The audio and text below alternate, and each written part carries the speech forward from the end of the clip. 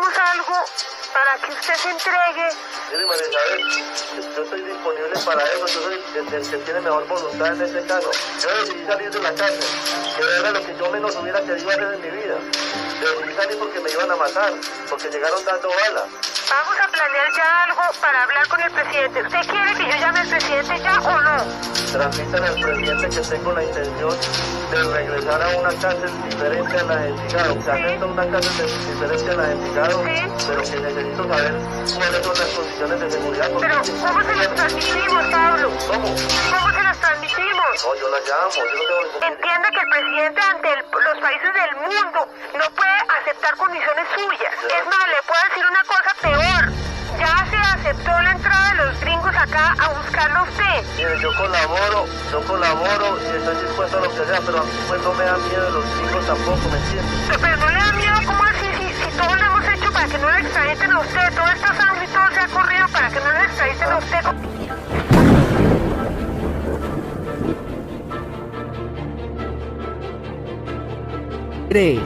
En febrero de 1993, los Pepes comenzaron a matar en serio.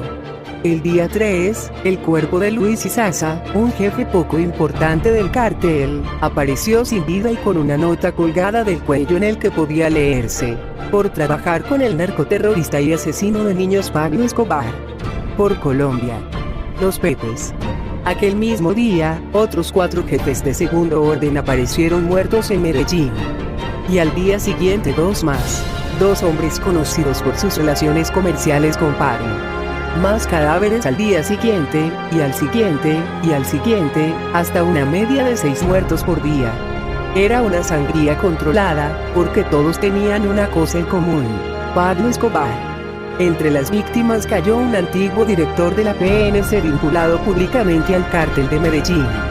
El 17 de febrero uno de los muertos fue Carlos Sosa, el hombre que, según se creía, financiaba los gastos fijos de Pablo.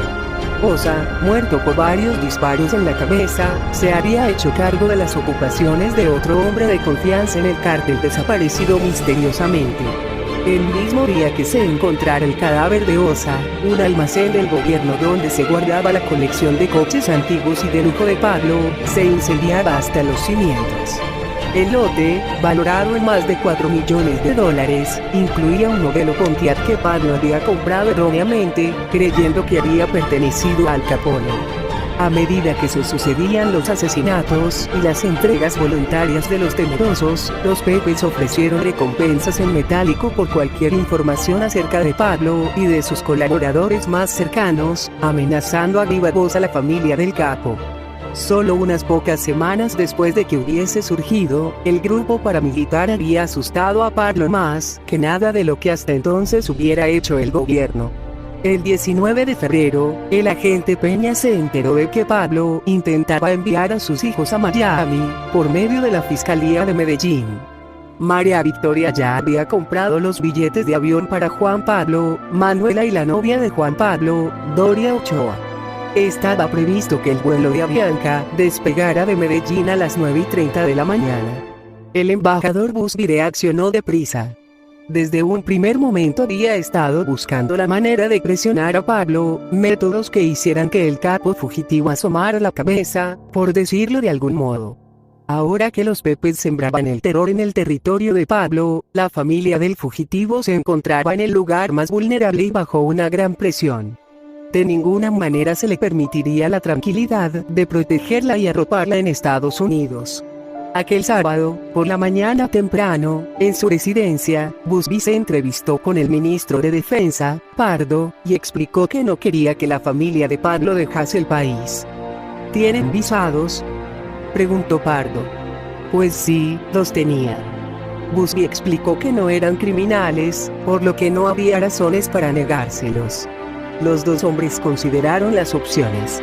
Si los Escobar habían solicitado visados de turista, quizá estos pudieran ser revocados con el argumento de que salvar el pellejo no entraba dentro de la definición de turismo. Busby estaba a punto de cancelar los visados con aquel argumento, cuando un asistente le sugirió: ¿por qué no picamos a Pablo? Así que, en vez de negárselos, la embajada rechazaría las solicitudes alegando que jóvenes de menos de 18 años no pueden viajar a Estados Unidos sin ambos progenitores. El agente Peña se encontraba en el aeropuerto cuando los niños, acompañados de Doria Ochoa, llegaron rodeados de guardaespaldas. Manuela, de solo 9 años, llevaba consigo un perro pequeño que parecía de peluche. Se les permitió subir al avión antes de que la policía pasara a la acción. 3 de los guardaespaldas fueron arrestados, y los otros 4 huyeron. La policía hizo bajar a los 3 niños y a su escolta del avión, lo cual creó un tumulto en el aeropuerto y provocó la aparición de una jauría de periodistas y cámaras. Doria Ochoa discutió violentamente con el agente Peña, que acabó por quitarles los pasaportes. Juan Pablo, alto y gordinflón, se unió a la algarabía. Entretanto, en medio de todo aquel revuelo, el agente Peña vio fugazmente a Manuela sentada en el suelo del aeropuerto, mimando y arrullando a su perrito, como si no quisiera ver lo que allí ocurría. Peña sintió pena por la niña, que llevaba un pañuelo cubriéndole la cabeza y las orejas, y el agente recordó la bomba de hacía unos años antes, que según se sabía le había dañado el oído. Al fin, Peña les devolvió los pasaportes a Juan Pablo y a Doria Ochoa, y la policía colombiana le explicó a la joven que no se les permitiría coger el vuelo. La embajada norteamericana publicó anuncios en los que se explicaba que Juan Pablo y Manuela podían obtener sus visados únicamente si ambos progenitores se presentaban personalmente a solicitarlos en la embajada de Estados Unidos. Por aquel entonces, Pablo ya intuía el interés de Estados Unidos en su persecución. Estaba también relacionado con la policía colombiana, que era imposible que no conociera la verdad. Entre las posesiones que el bloque de búsqueda encontró en otro operativo fallido durante el mes de marzo, se hallaban fotografías aéreas detalladas que la embajada le había suministrado al bloque de búsqueda poco después de que Pablo se fugara. Descubrimientos como aquellos eran desalentadores para los hombres de la bóveda acorazada de la embajada. ¿Cómo confiar en algún colombiano? Pocos días después de que se encontraran dichas fotografías aéreas, la prensa bogotana publicó un reportaje en el que se afirmaba que Pablo ya había sido encontrado por el bloque de búsqueda en enero, pero que los policías habían aceptado $666.000 por dejarlo marchar. La reacción inmediata del fiscal general de Grave fue acusar al coronel Martínez de corrupción, pero la historia era falsa. En ciertos momentos, parecía que solo los Pepes compartían la determinación de los norteamericanos de atrapar a Pablo. Por su parte, Pablo había intentado todo lo que estaba a su alcance para no despertar la ira de Estados Unidos, y lo que veía le inquietaba sobremanera. El embajador Busby recibió por correo un recorte de periódico en un sobre que por la caligrafía parecía haber sido remitido por el fugitivo en persona. El artículo en cuestión trataba de la decisión de la prohibición de viajar a los hijos de Escobar. Entre las citas de los apologistas de Pablo se había subrayado una frase: puede considerarse válido cancelar los visados de unos niños porque se está persiguiendo al padre. El 2 de marzo, Busby recibió una carta manuscrita de Pablo, acompañada de su firma y la impresión digital de su pulgar. Por lo visto, algún fiscal neoyorquino había comentado que en los atentados con explosivos a las Torres Gemelas del World Trade Center no podía descartarse a ningún enemigo de Estados Unidos. En aquella larga lista constaba, naturalmente, el cártel de Medellín. Señor embajador, después del atentado terrorista ocurrido en Nueva York, ninguno de los cuerpos policiales ha descartado la posibilidad de que el cártel de Medellín fuese uno de los principales sospechosos. Quiero decirle que yo no he tenido nada que ver con esa bomba, porque en su país su gobierno no ha estado tomando parte en las explosiones, secuestros, torturas y masacres de mi gente y mis aliados. Si todo este tipo de acciones no ocurrieron cuando estaba en vigor el tratado de extradición, no hay razones para que esto vaya a ocurrir ahora que no lo está. Puede ir quitándome de la lista, porque de haberlo hecho, le estaría diciendo por qué y lo que quiero. Con todo mi respeto, Pablo Escobar. Pero el baño de sangre no cesaba. El 28 de febrero, el hermano menor de un hombre que había realizado transacciones inmobiliarias con Pablo, fue arrestado y asesinado. Al día siguiente, el agente inmobiliario Diego Londoño se entregó a la policía, aseverando que los Pepes habían intentado matarlo a él también. Aquel día el cuñado de Pablo, Hernán Henao, alias HH, fue muerto cuando el bloque de búsqueda lanzó un asalto contra su apartamento en Medellín. 2 semanas antes, el bloque de búsqueda ya había despachado a 2 de los principales sicarios de Pablo en entrenamientos, y los Pepes, por su parte, habían sacado de circulación a otro de los socios importantes del capo. Pablo hizo detonar otro coche bomba el 15 de abril, que mató a 11 personas e hirió a más de 200, y en represalia inmediata los Pepes volaron en pedazos las fincas de 2 de los banqueros de Pablo, quienes también se habían convertido en objetivos de la policía, y de los Pepes eran sus abogados. El otoño anterior, el bloque de búsqueda había atacado una finca propiedad del letrado Santiago Uribe. Los policías se encontraban registrando el lugar cuando Uribe en persona llegó en su coche. Al ver lo que sucedía, dio la vuelta e intentó huir. Fue arrestado, llevado al interior de su propia casa e interrogado. Uribe negó conocer el paradero de su cliente fugitivo. Entre sus muchos archivos, los efectivos del bloque de búsqueda encontraron cartas y cintas que pertenecían a Pablo, y que le vinculaban al narcotráfico, al soborno de funcionarios y a varios asesinatos. Entre ellos el más reciente, el de la juez Miriam Vélez, uno de los jueces sin rostro de Medellín, que había sido designada, en secreto supuestamente, para investigar la muerte de Guillermo Caño, director del periódico El Espectador. La juez Vélez había estado preparándose para imputar a Pablo por autoría intelectual del asesinato. En la carta, Pablo negó toda responsabilidad por la muerte de Vélez, pero señaló: "Creo que nos han hecho un favor, porque ella tenía ambiciones de ocupar cargos más importantes en el Poder Judicial, y hubiera sido muy difícil persuadirla de actuar como es debido, o sea, dejarse sobornar". En fin, todas aquellas pruebas que vinculaban a Pablo a un asesinato y a otros crímenes hubieran acabado desestimadas en un tribunal por haber sido obtenidas ilegalmente. El memorando de la DEA en el que se suscitaba el incidente señalaba: al concluir el registro, cuando Uribe ya se marchaba de la finca, el oficial de la PNC a cargo de la operación transmitió un mensaje en el que observaba que ellos, la PNC 1, continuarían persiguiendo a Escobar y que preferían que no se entregase. Otro de los abogados de confianza de Escobar, Roberto Uribe, también había comenzado a sentir que le apretaban las clavijas. Desde aquella reunión en la hacienda Nápoles, Roberto Uribe le había tomado afecto al capo, y se había convencido de que todas las acusaciones que pesaban sobre su jefe carecían de fundamento, o quizá que Pablo se había visto obligado a hacer ciertas cosas para protegerse. Uribe no había visto al capo desde la famosa fuga, pero había hablado con él por teléfono. Pablo le había comunicado que sus únicas opciones eran llegar a un nuevo acuerdo con el gobierno, o convertirse en un fugitivo de por vida. Uribe juzgó que su deber profesional era lograr negociar con el gobierno para que Escobar se rindiera, pero hasta entonces no había habido progreso alguno en sus tentativas. El abogado estaba convencido de que al gobierno ya no le interesaba que Escobar se entregara. Todas las negociaciones al respecto se barajaban en la ilegalidad.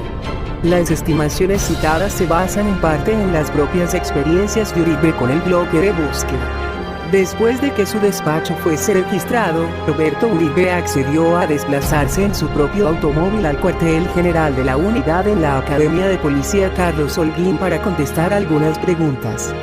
"Usted es un criminal", le dijo Martínez, un terrorista. En el relato de los hechos que le hiciera más tarde a un juez, Uribe afirma que los hombres del coronel colocaron una pistola y un cartucho de lo que parecía ser dinamita en su coche y lo arrestaron. Un juez lo liberó y luego lo sobreseyó de los cargos. Todo aquello no tenía comparación con lo que ocurría ahora que los Pepes habían entrado en escena. Todo era mucho peor.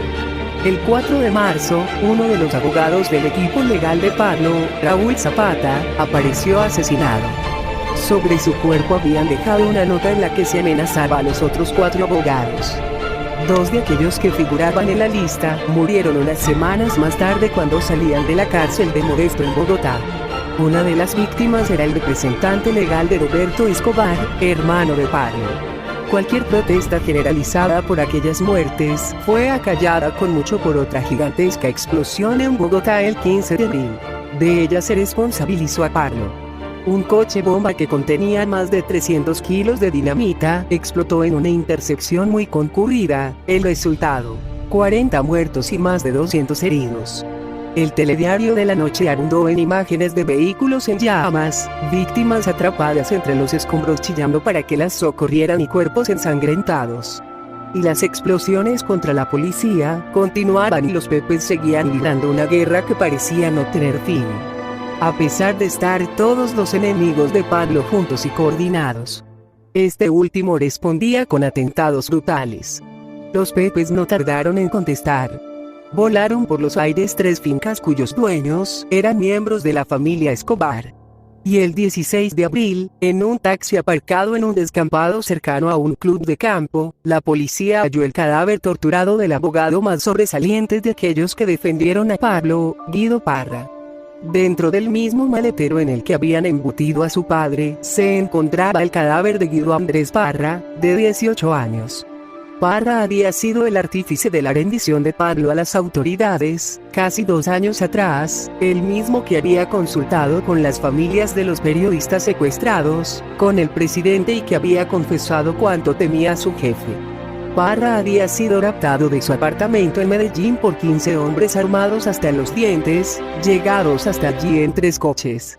Los cuerpos del padre y del hijo habían aparecido amordazados con cinta plástica y fulminados de varios disparos a la cabeza, junto con una nota que ponía: por su profesión, fueron responsables de los secuestros de Pablo Escobar. Llevaba la firma de los pepes y contenía una postdata: ¿qué te parece la respuesta a las bombas en Bogotá, Pablo? A 1,5 kilómetros de allí se descubrió el cadáver del taxista con una nota en la que se le acusaba de trabajar para el cartel de Medellín. Los 3 abogados más conocidos de Pablo, Santiago Uribe, José Lozano y Reinaldo Suárez, renunciaron públicamente a su trabajo como representantes de Escobar. Lozano cometió el error de continuar haciéndolo en secreto, por lo que lo acribillaron de 25 balazos en el centro de Medellín mientras paseaba con su hermano, que sufrió heridas de gravedad. En julio, otros 7 abogados que trabajaban para Pablo o para el cártel, renunciaron a sus puestos. Uribe lo hizo por segunda vez, después de haber sido amenazados con sufrir verdadero daño o la muerte a manos de los pepes. Nadie dudó de que lo uno haría. Roberto Uribe, el letrado que el coronel Martínez había intentado arrestar, solicitó la protección del fiscal general de Grey, se oculte y pasó parte de aquel tiempo en Estados Unidos y en la costa colombiana del Pacífico tumbado en la playa o mirando la televisión, lisiado y sin poder comunicarse con su familia o sus amigos. Durante los meses de primavera y verano, a medida que la anarquía iba en aumento, nadie en Washington parecía cuestionarla, del mismo modo que no se cuestionara el compromiso adquirido por los norteamericanos en la campaña para dar caza a Pablo. Los supervisores del gobierno de Clinton acababan de ocupar sus puestos y apenas tenían conocimiento de la oscura presencia militar norteamericana en Colombia.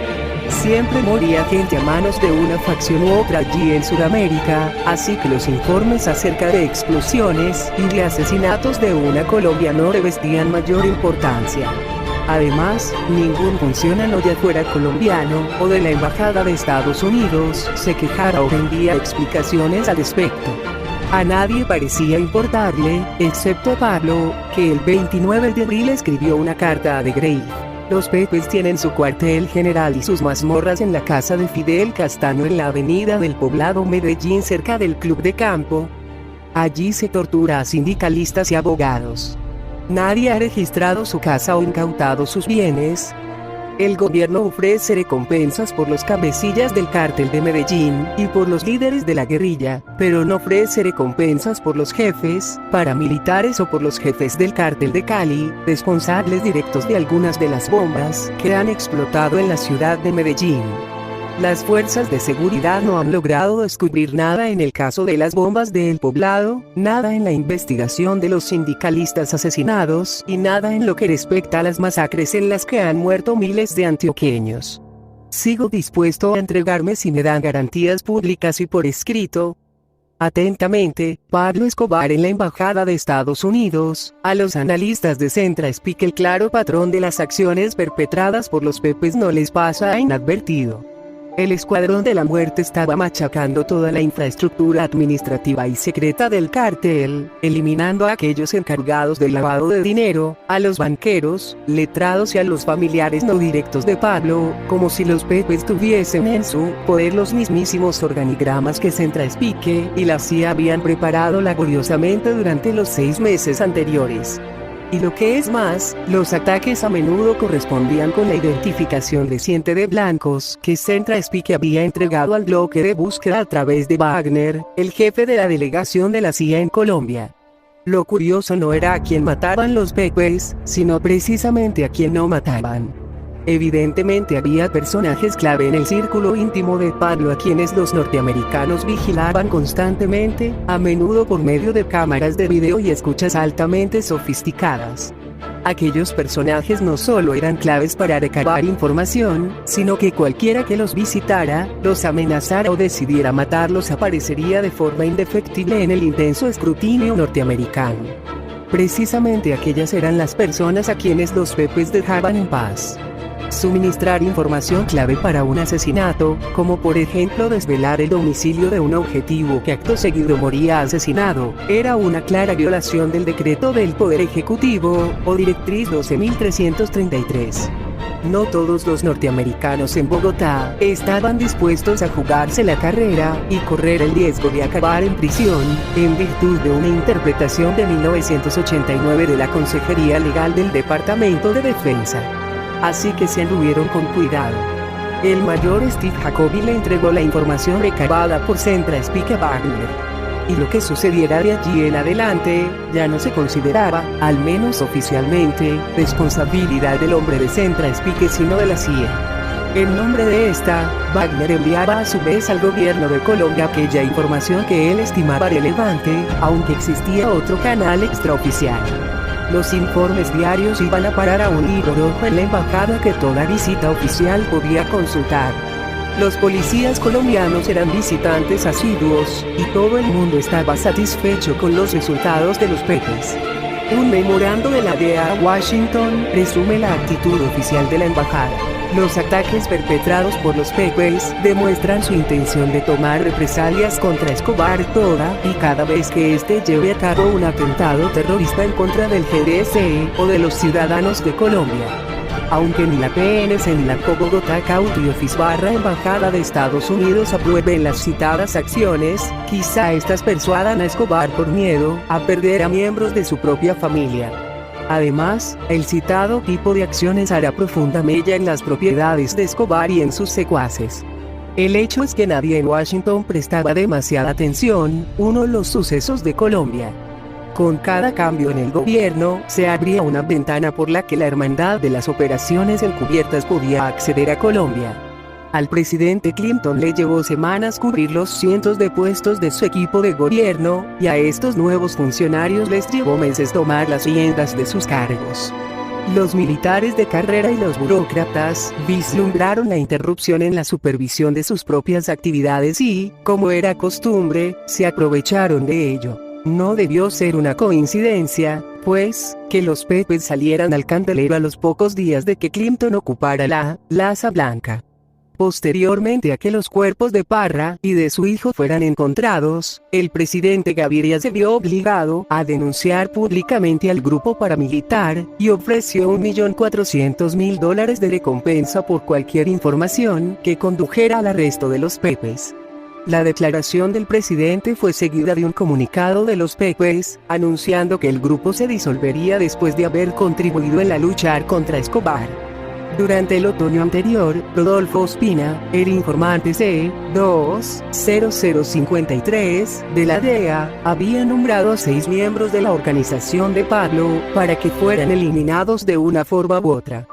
Llegado el verano, 3 de ellos se habían entregado. Roberto Escobar, José Posada, cuyo reemplazo, Carlos Sosa, había muerto asesinado, y Arlos Álzate. Mario Castaño había muerto. De los 5 abogados que Ospina había nombrado, todos habían muerto o renunciado públicamente. Y, pese a que los Pepes anunciaran su disolución, otros 20 miembros de la organización de Pablo fueron asesinados en los 3 meses siguientes, incluido su cuñado Carlos Henao y su primo Gonzalo Marín. Un sobrino de Pablo fue secuestrado y nunca más se volvió a saber de él. A fines de junio, muchos de los parientes de Pablo habían huido y el país lo estaban intentando. Estados Unidos hizo todo lo posible para negarles la entrada a cualquier país en el que pudieran refugiarse.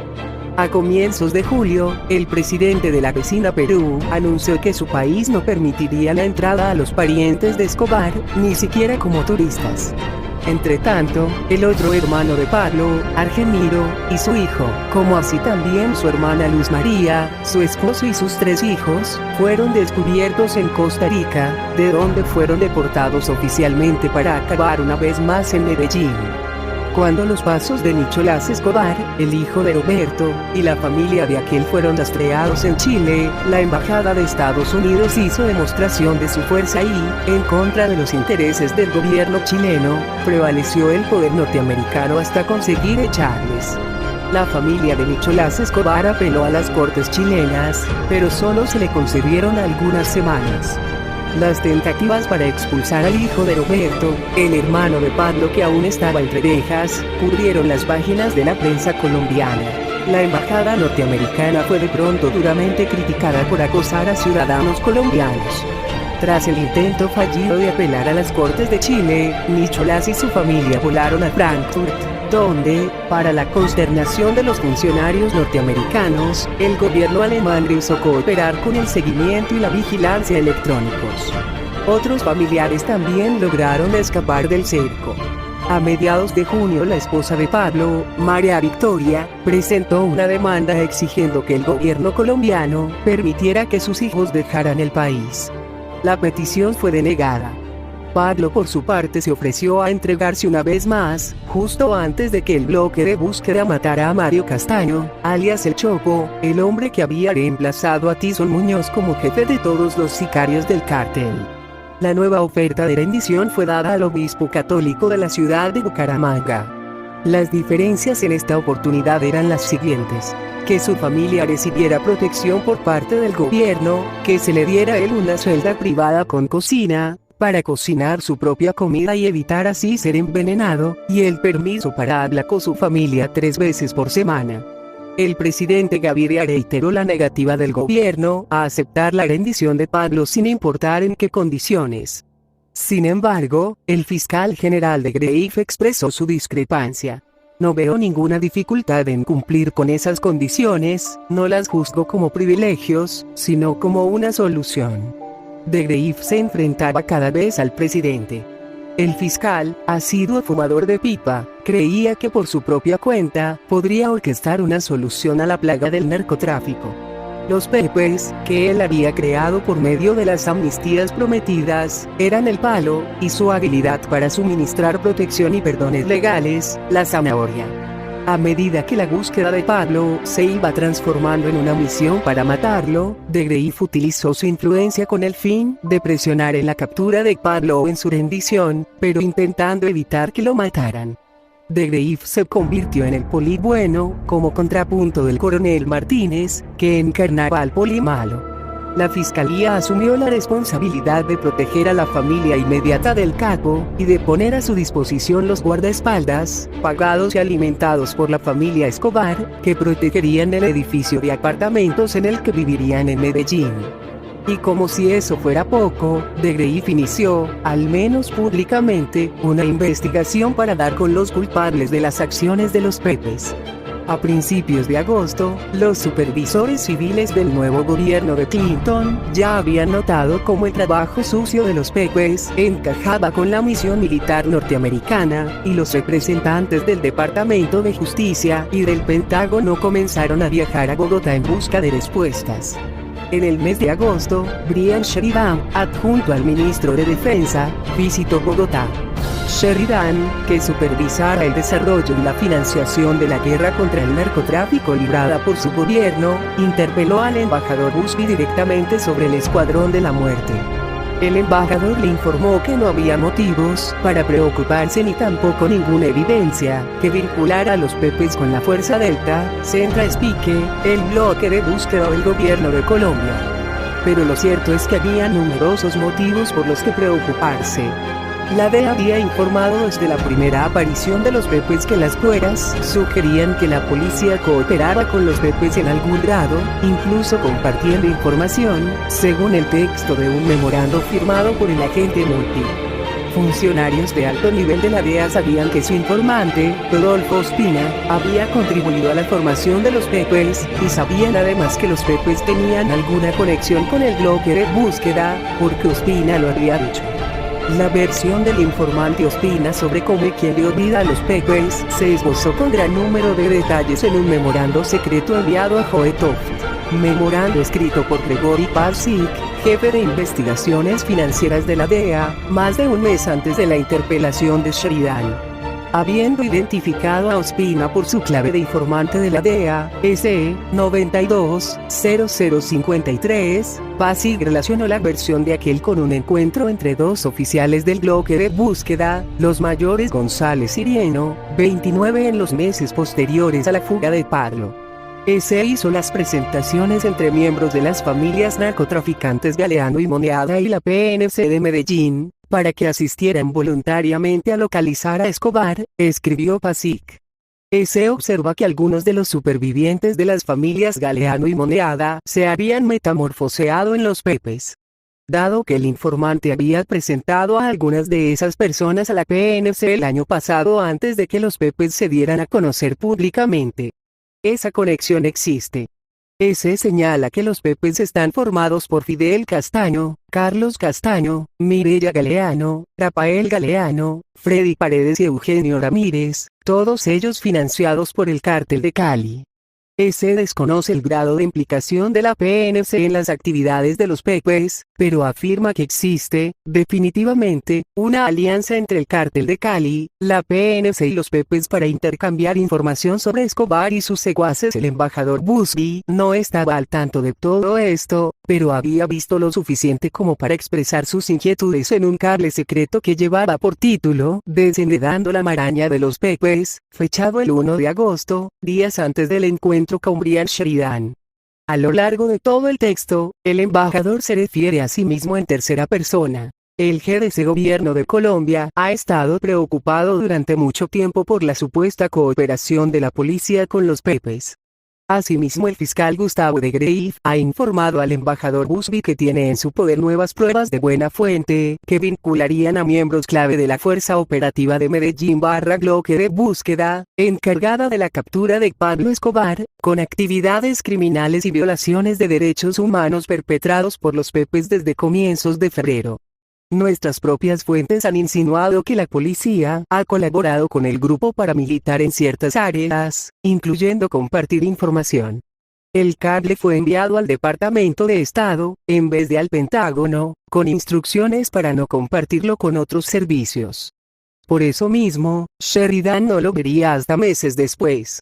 En este cable, el embajador Busby reflexionará acerca de los vínculos circunstanciales entre el bloque de búsqueda y los Pepes. El embajador señalaba que se había entrevistado con el presidente Gaviria el 13 de abril para expresar sus más serias reservas respecto del grupo paramilitar. El embajador solicitó que todo contacto de la policía con Fidel Castaño cesara, y Gaviria le aseguró que así se haría. El cable señalará a continuación que cuando el presidente Gaviria decidió tomar medidas contra los Pepes, mandó llamar a un alto mando de la policía y le ordenó que lo hiciera saber. Busby señaló: la actitud de Gaviria ante la necesidad de transmitir un mensaje a los Pepes a través de un importante mando de la policía, indica que el presidente creía que la oficialidad de la policía era un canal de comunicación con los Pepes. El mensaje llegó a su destino. Al día siguiente de que Gaviria lo enviara, los Pepes anunciaron que el grupo se disolvería. Sin embargo, el Escuadrón de la Muerte prosiguió con sus salvajes tareas, y la evidencia de un vínculo directo entre los Pepes, el coronel Martínez y el bloque de búsqueda no dejaba de aumentar.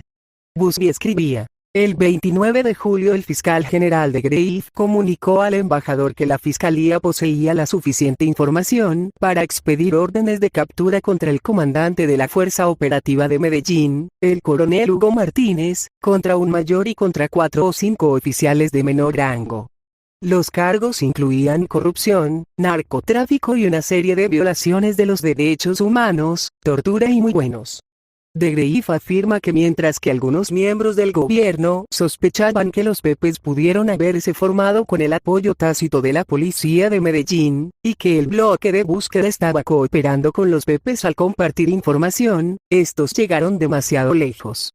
Recordó que después de los primeros ataques inofensivos a fincas y a apartamentos en el mes de marzo, los Pepes comenzaron a perseguir y asesinar a figuras clave del cártel de Escobar. A esas alturas, siempre según de Greif, ciertos oficiales de la policía estaban demasiado involucrados con los Pepes como para retirarse. Los testimonios de los testigos indican que no solo ciertos miembros del bloque de búsqueda y los Pepes llevaban a cabo operaciones conjuntas, algunas de las cuales derivaban en secuestros y probablemente en asesinatos, sino que eran los líderes de los Pepes, más que la policía, quienes tenían la última palabra. Gaviria había intervenido para evitar el arresto de Martínez y sus hombres por miedo a que la policía no obedeciera la orden, explicaba el cable. Al presidente le preocupaba que un escándalo público que involucrara al coronel y al bloque de búsqueda acabara definitivamente con la búsqueda de Pablo, concediéndole otra victoria más al capo.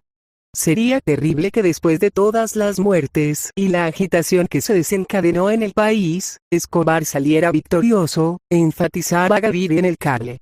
No obstante, el presidente había prometido que tarde o temprano se procesaría a Martínez y a los demás inculpados, aunque se hayan convertido en héroes nacionales. El embajador Busby escribió que personalmente había alentado a de Greif a tomar acciones inmediatas contra Martínez. Si la evidencia era cierta, la investigación seguiría su curso y el GDSE mantendría la unidad del bloque de búsqueda. Si los oficiales deshonrados conservaran sus puestos, no tendríamos otra opción que prestarle nuestro apoyo a la fuerza operativa. El cable concluía de la siguiente manera. Las sutiles amenazas de restar nuestro apoyo si no se tomaban medidas inmediatas parecen haber sido escuchadas. Los sicarios de Escobar tienen muchas razones para odiar a Martínez y al bloque de búsqueda, y no dudarían en mentir si consideraran que así pudieran vengarse. Sabemos que Escobar ha intentado demostrar los vínculos entre el bloque de búsqueda y los Pepes en el pasado, y esto podría ser parte de una nueva campaña. Por otra parte, es difícil creer que los policías, que han intentado durante años pescar a Escobar sin lograrlo y que han presenciado el derramamiento de sangre de cerca, no se hayan visto tentados a adoptar la postura más fácil. Como lo hicieran los Pepes, con el apoyo del cártel de Cali. Los puntos claves son: distanciarnos de los policías acusados, haciendo que los transfieran, hasta que el asunto se aclare, y continuar con la investigación. Por el embajador no lo sabía, pero el gobierno colombiano recibía consejos muy distintos de la DEA y la CIA. Un día después de que Busby escribiera su cable, Toft, jefe de la delegación de la DEA en Colombia, y el agente Miller se reunieron con de Greif. Según un cable de la DEA que informó sobre aquel encuentro, ambos norteamericanos insistieron en que el coronel Martínez no debía ser relevado. Es obvio que las implicaciones que penden sobre el bloque de búsqueda y el descrédito que sufriría el GDSE de salir a la luz tal información acabarían con el gobierno de Gaviria. Además, esa información podría ciertamente volver a elevar a Escobar al estatus de héroe nacional. Cabe citar que la Bogotá County Office Embajada de Estados Unidos ha mantenido una larga y fructífera relación profesional con el coronel Martínez. Los agentes de la DEA insistieron en el continuado servicio de Martínez en la campaña para capturar a Pablo, cómo había encabezado la Primera Guerra y cómo había sido llamado desde España para retomar el mando de las operaciones contra Escobar. Informaron a de Greif de las penalidades que Martínez había sufrido, los atentados contra su persona y su familia, pero por encima de todo enfatizaron que Martínez obtenía resultados. Es de sumo interés el hecho de que el coronel Martínez ha diezmado y prácticamente puesto de rodillas al cártel de Medellín. Hasta el día de hoy la Bogotá County Office /Embajada de Estados Unidos continúa apoyando la gestión del coronel Martínez y de sus subordinados. Y al parecer fue aquella la opinión que prevaleció.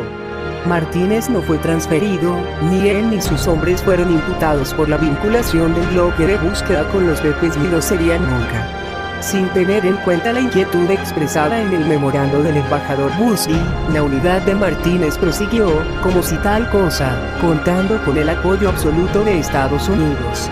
El jefe de la DEA en Colombia, Toft, nunca informó al embajador Busby de su reunión con el fiscal general. En el verano de 1993, a pesar de haber hecho pública su disolución, los BPs continuaron con sus sangrientos cometidos, a veces hasta grados perversos. El 14 de julio, un Cemental premiado propiedad de Roberto Escobar fue robado, y su jockey y su entrenador muertos a tiros. El Cemental de nombre Terremoto, un caballo que vale a millones de dólares, fue encontrado 3 semanas más tarde amarrado a un árbol al sur de Medellín, en perfecto estado de salud, pero castrado. Mientras el cartel de Medellín luchando contra sus perseguidores.